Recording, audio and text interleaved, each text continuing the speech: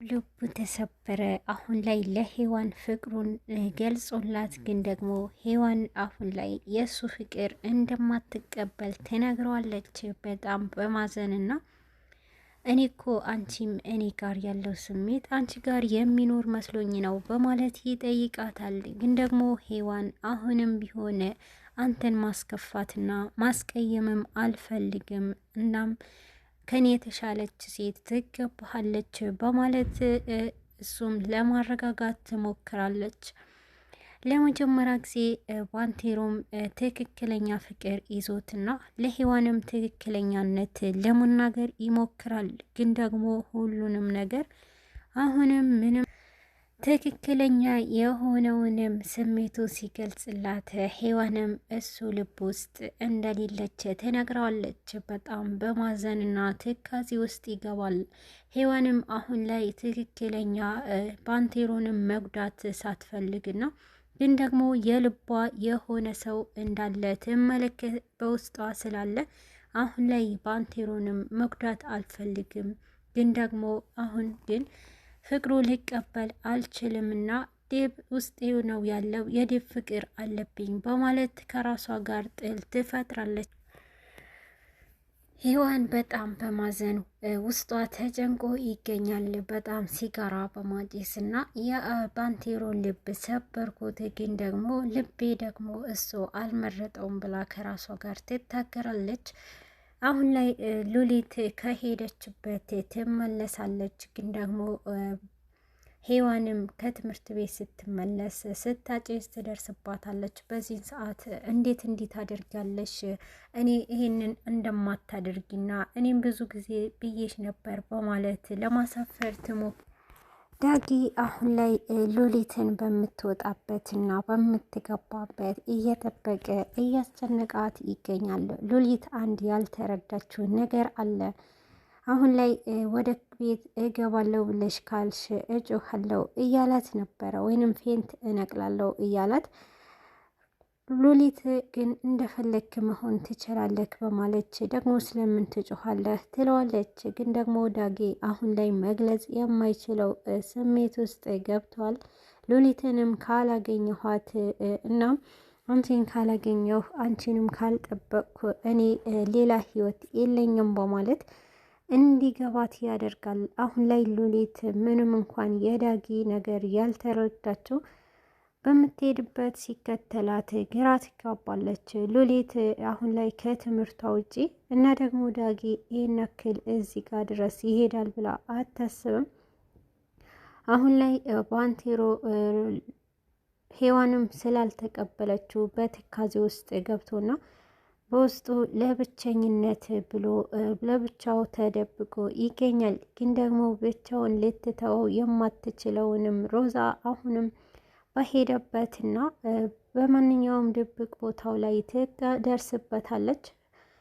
የትካዜ ምክንያት ባላውቅም አንተ እሷን ትጫወትብሃለች እንጂ ይበልጥ ግን ነገሩ ትክክል እንዳልሆነ እኔ ብቸኛ ነኝ፣ ብቻዬን ተይኝ በማለት ባንቴሮን ብቻውን እንድትተወው ያደርጋታል። ግን ደግሞ ሮዛ አንተ ብቸኛ አይደለህምና እኔ የመጀመሪያ ፍቅርህ አብሬህ ነኝ በማለት ለማታለል ትሞክራለች። አሁን ላይ ባንቴሮ ለምን እሺ አላለችኝም ብሎ በጣም ውስጡ ተሰብሮ የሚገኝ ቢሆንም ግን ደግሞ ሮዛ ይበልጥ ቁስሉ ላይ ጨው እየነሰነሰችና እንዲህ ይታመም ታደርገዋለች። አሁንም ቢሆን ሮዛ ነገሩ ሁሉ ይበልጥ እንደሚከብደውና አሁን ላይ እሱ ከዚህ ከዴብ ጋር ለማለያየት እየሞከረች ትገኛለች። አሁን ላይ ባንቴሮ ሂጅልኝ ካጠገቤ ቢላትም ግን ደግሞ ሮዛ ሁሌም ቢሆን እኔ አጠገብህ ነኝ በማለት ውሸቷም ትቀጥላለች።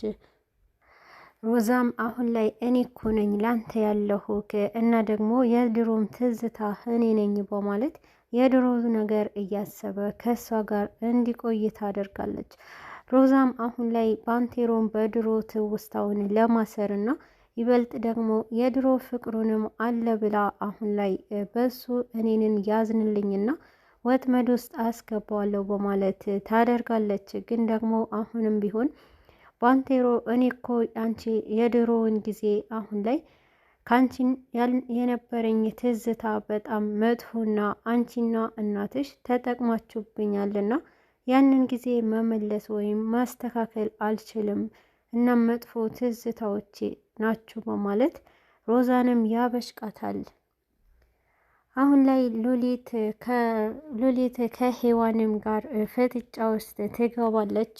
ሄዋን ነገር ሉሊትም ሄዋን ስታጭስ በደረሰችበት ሰዓት አንቺ ያደረግሽው እኔም ላደርግ እፈልጋለሁና አንቺ የምትጠቀሚው እኔ ሄዋንም አሁን ላይ እኔ የማደርገው ነገር ሁሉም ነገር አልጨበጥ ሲለኝና ይበልጥ ደግሞ ከባድ ሲሆንብኝ ነው። ይሄ ነገር አንቺ ልታደርገው አትችልም በማለት ሉሊትንም ለሷ ክልክል እንደሆነ ትነግራታለች።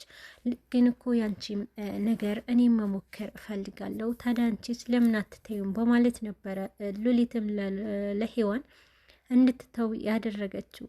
ይበልጥ መንገዷንም እንድትመርጥና ይበልጥ ከዚህ ሌላ አማራጭ እንደሚኖራት ትነግራታለች። አሁን ላይ ሉሊት በጣም ጭንቅላቷ ከባድ ሰፊ ከመሆኑ በላይ ነገሮችን ሁሉ አርቃ በማሰብና ይበልጥ ትክክለኛው መንገድ እንድትመርጥ ታደርጋታለች። ነገሩ ሁሉ ሄዋን አሁን ላይ ባንቴሮንም ያስከፋውት መስሎኛል በማለት ነው ጭንቀት ውስጥ የገባችው። ምክንያቱም አሁን ላይ ሄዋን የዴቭ ፍቅር አለብኝና እና ደግሞ በዚህ አጋጣሚ አሁን የባንቴሮን ፍቅር አለመቀበል የእሱ ልብ መስበር ነው፣ ምንም አያንሰውም በማለት ነው አሁን ላይ በጣም የጨነቃት። ሮዛ አሁንም መንገዷን ጀምራለች። ይበልጥ ከዳጊ ጋር የምታደርገውንም ሳያንሳት ዳጊና ሮዛ አሁንም ባንቴሮንም ላይ እያሴሩበት ይገኛል።